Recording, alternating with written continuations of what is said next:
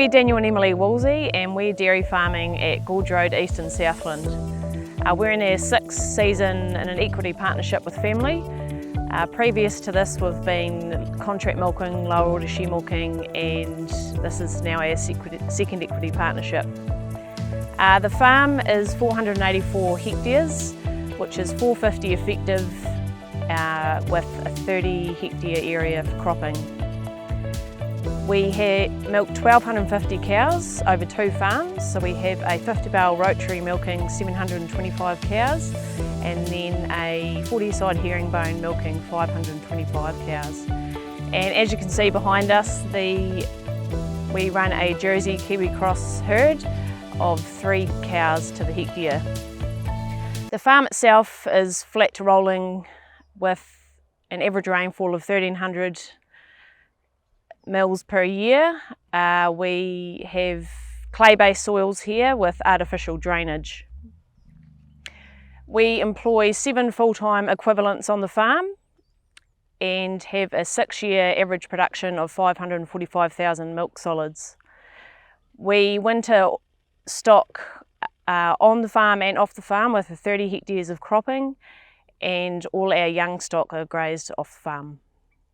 So what we value in our business and really what our farm ethos is to achieve best practice in all areas of farming, looking after our property, people, our animals and reputation, and really to continue that legacy of growth for our current and future generations. We really want to make sure that our farm team are happy and safe on farm, and that we have a really good focus on turning pasture into milk solids in a sustainable and profitable way for the future. The farm here, we run a very simple grass-based system. We try and keep it as basic as possible with the aim on harvesting as much grass as we can and putting it into our cows and making milk. We seem to grow between 16 and 18 tonne annually, harvesting between 15 and 16. The aim is that when a cow calves, she's only fed grass here. So strategic use of nitrogen, round lengths and culling. We're still only aiming to use 190 units of N this year, which we're on target to. Last year was just over 200. We always carry 200 kgs of silage on hand for adverse events such as wet or dry periods that may occur. Cows are wintered on and off the property, as Emily mentioned, so we winter 30% of the cows on farm on brassica crops. We usually make between 600 and 1,000 bales of baleage on the platform to use on these crops. Springers are carved on a carving pad, which is a chip loafing pad with a south-fed silage stack, which protects our pastures throughout the spring. The reproduction of our herds here, the herd we're standing behind us is our Jersey herd. The herringbone runs a Jersey, 500 odd cows, all Jersey semen, and our rotary farm runs a crossbred herd using crossbred semen. We keep a very, very simple mating. I aim to have 300 heifer calves hit the ground each year. To do that, we need to get 1,500 straws into the cows. So we mate until we've put 1,500 straws in, which takes about 4 to 5 weeks, and then out with the bull with a total mating period of 10.5 weeks. This year we've scanned 10.5% empty, which is about where we normally are. We normally land between 9 and 11%. No intervention at all.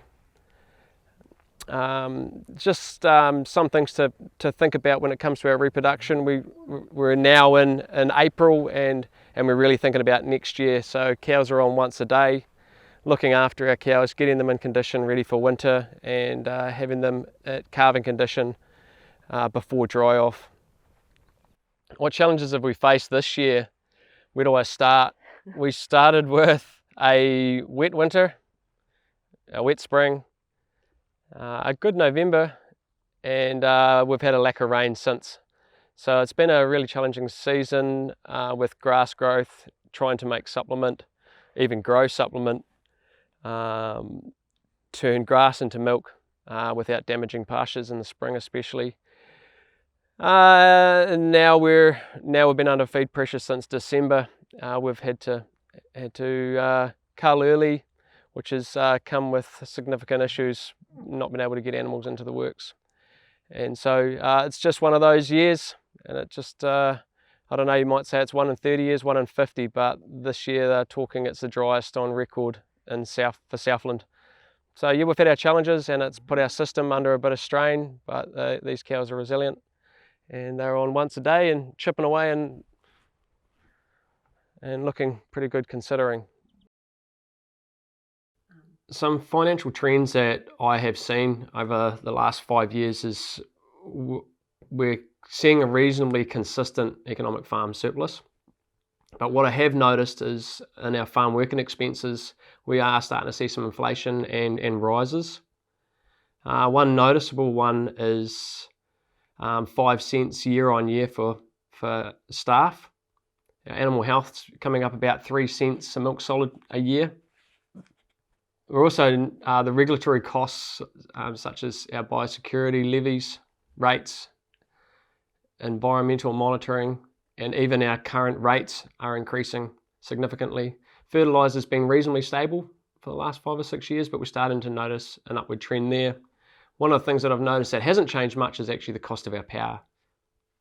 So what happens to our business when the milk price goes down again? For the last 4 or 5 years, we've enjoyed low interest rates. So we've really capitalised on that and reduced our debt. We've chosen to put some of our profits into infrastructure that is hopefully going to reduce our farm working expenses, and that includes whether reducing our need for wages, and definitely we've been investing in animal welfare, such as new calf sheds, and we've also doing some overdue upgrades in our cow sheds. We're really looking at needs, not wants, on farm.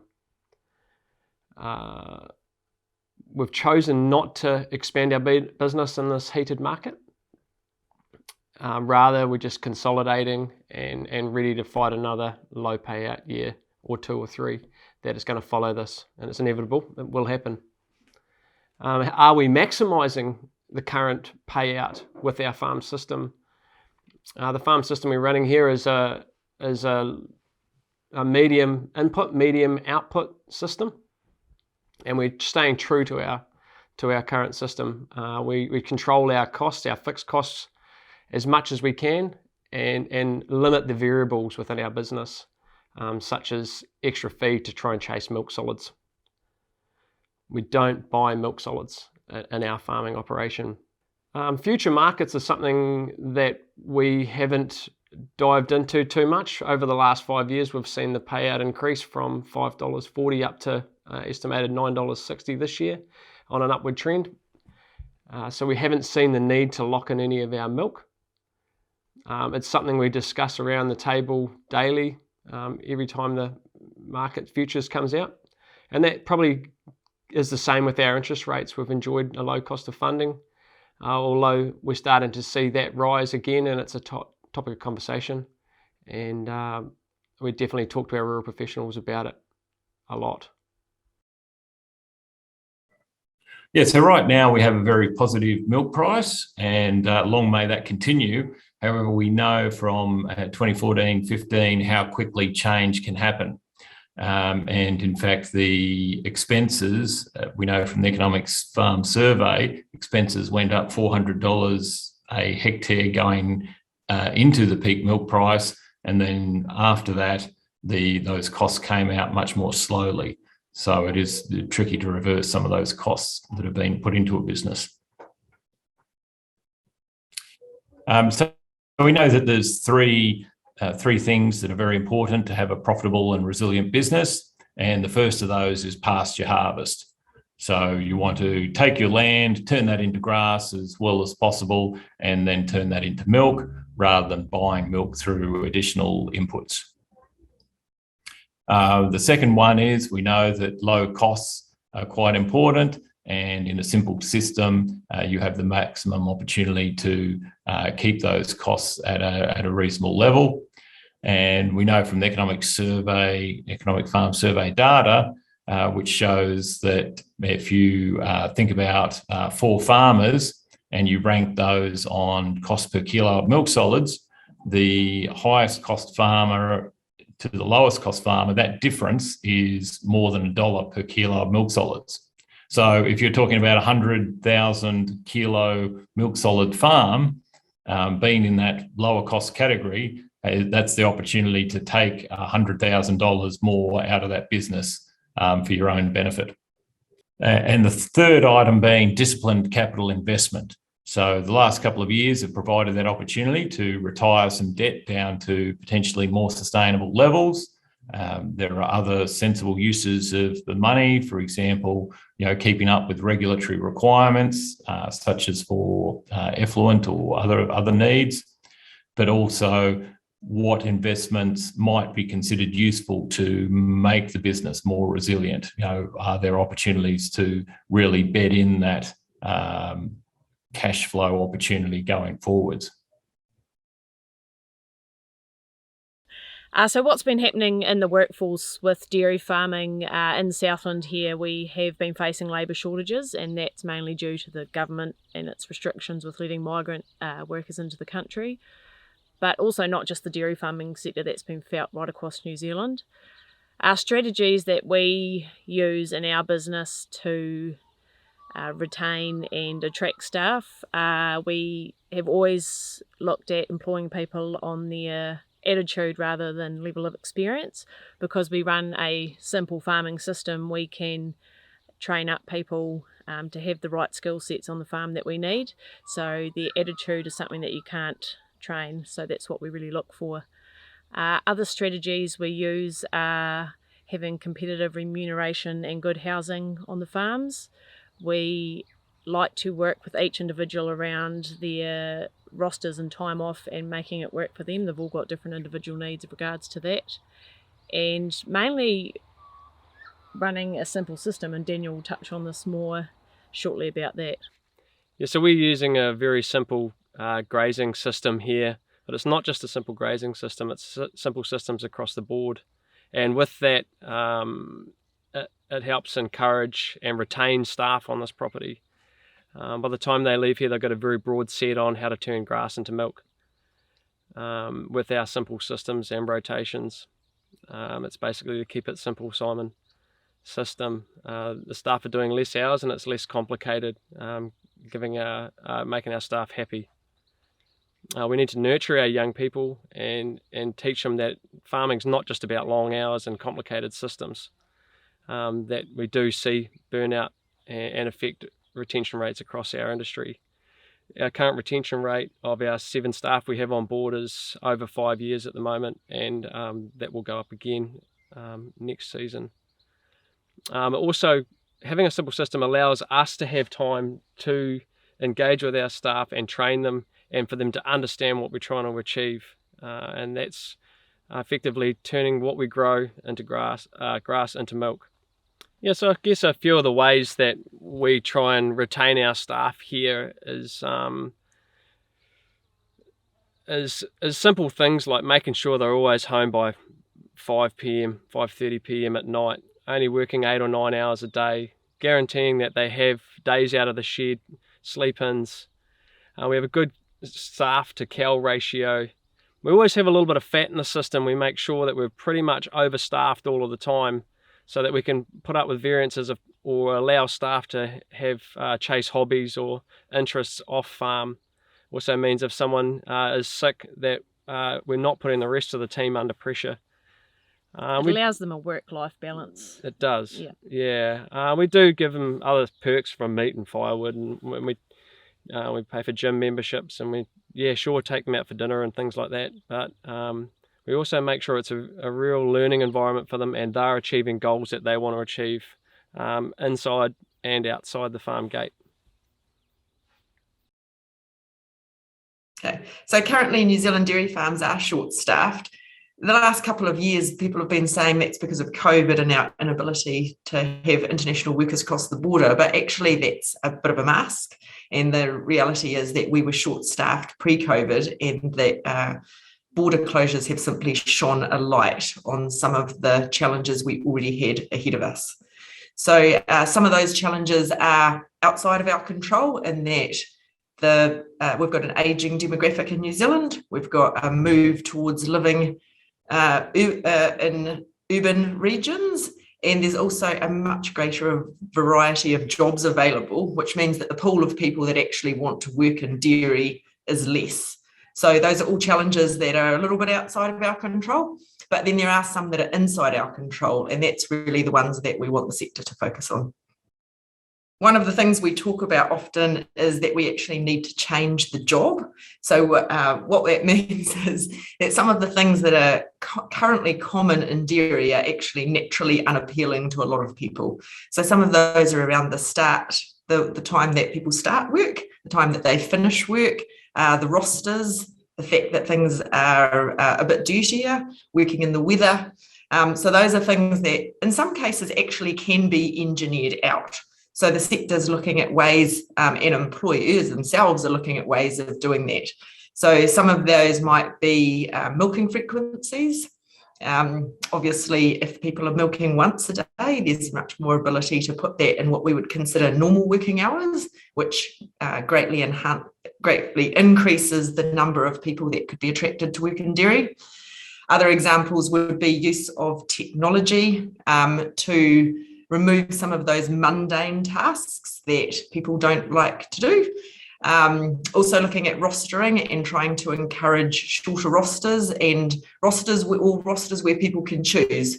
So if it's important that people have 2 days off in a row, that there's farms running systems where there's an ability to choose that. And if it's particularly important that they're weekend days, that there's farms available for people to work on where they can choose that as an option. So most people, employers, and those people that work in human resources regularly in any company, will always say that the most important decision you make as a manager is the person that you recruit. So we really recommend people take time to do that properly. The best way to do it is to make sure that employee and employer expectations align. So whether that's for good things or bad things, people need to be really honest about the job that is available to them.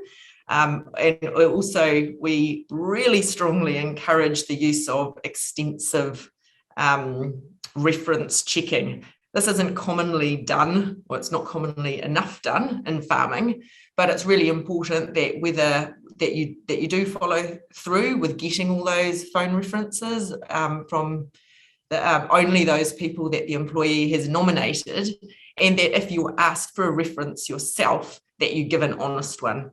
So we're looking to be a sector that has a better than average workforce, a sector that's really appealing to work in, and actually that takes every employer doing their piece to bring that standard up, so that the employees are going into jobs that are what they're represented to be, and employers are employing employees who are as they were represented. So we do know that the area of people management is one that's quite challenging and overwhelming for a lot of farmers to think about how they would go about improving. But one of the things I get to be lucky enough to hear every week is from farmers directly who are doing really awesome things with their farm teams. So I guess my words would be to ask around the district, look at the people that you respect who are employers, and then go and ask them, what are they doing? How did they get to make those decisions about what they're doing? Talk to their staff, and then just make one little tiny step at a time for improvement. Employees are pretty forgiving, actually, and they don't expect people to make all the changes at once. What they want to see is continually the workplace getting better and better, and the job becoming more rewarding, a more rewarding place to be from a personal growth point of view. We'd like to welcome you all to join us on our farms here at Gorge Road for the Pasture Summit Spring Field Day, which will be held in October this year. Come along to find out more about our farming system, why we do what we do, and for us to answer any questions that you may have, so it'd be great to see you all there.